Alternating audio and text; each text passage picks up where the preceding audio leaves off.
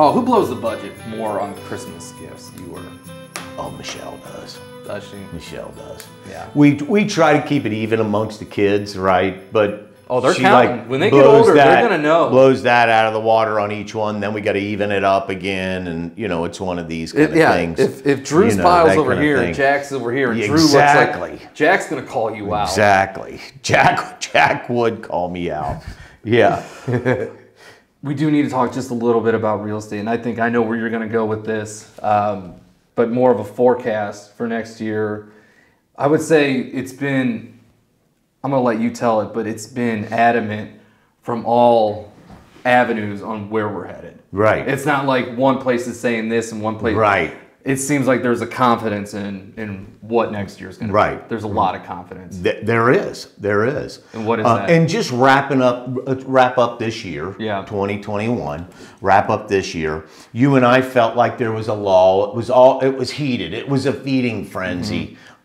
April, May, part of June, then it seemed to taper off. Then it picked back up again. So we saw it pick back up again. I was reading an article and I brought these stats. I have to use my readers. Brought these stats. In October, this is from Fortune magazine, so we can't forget them. Fortune magazine. In October, this is nationwide though, so this is not drilled down Cincinnati or tri-state. In October, 60.3% of sales involved a bidding war, so multiple offers on 60% of the houses. That's in wild. October. That's wild. Right? In October. And forecasters predict home prices will continue to rise between 13 and 16%, which if you're a homeowner, that's great. A huge number. Average used to be 4.6 per year. Madeira, ran numbers for Madeira a couple weeks ago. Okay. For Madeira, they experienced 12% appreciation from last year, from 2020. Crazy. 12%, crazy. So if you're a homeowner, that's good news. Now, if you're a buyer, you might say, oh God, I think I'm going to hold off, prices are too high. That's why it is critical to use a guy like you to do comps. Have your realtor do comps. Get in the market, right? It's like, it's like a stock price.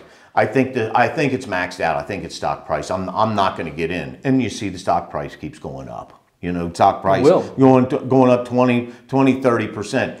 Get in the market, but make sure when you do that your realtor, whoever that might be, runs comps in the neighborhood. So you're not paying too much. Yeah, you're going to pay on the high end.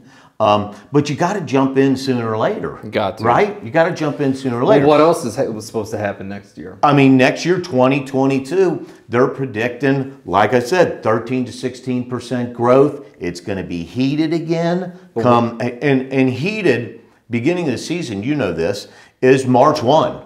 It's March 1, if not the middle of February. It's going to be heated again. Interest rates are going to tick up a little bit, but not enough to discourage. It shouldn't discourage anybody because they're still at 3. They are going to go up. They're still at 2.8, 3, 3.1, I think they're whatever. saying 3.3. Yeah. They're going to tick out. They said they have to keep up with inflation. Right. The Fed said we're going to do 3 incremental quarter-point raises over 2022. Which still, if they do 3, that's 3 quarters, they're going to be at 3 3/4, which is still cheap money. Cheap money, man. Jump in. You can wait, not buy a house, interest rates go up the following year, that kind of thing, and you miss out on the market. So, first of all, it's a great time to sell your house because you've seen the appreciation, right? But it's also a good time to buy. Even this time of year, we talked about this the last video we did. Even this time of year where you think, oh gosh, I'm busy, I don't have time to look at houses, blah, blah, blah, blah, blah. You sold houses last year. December this year, or this month's been a super month for you. Right? We sell a lot of houses in December, leading into January, that kind of thing. But the bottom line is it ain't going to go away. It's not. Right? It's not going to go away.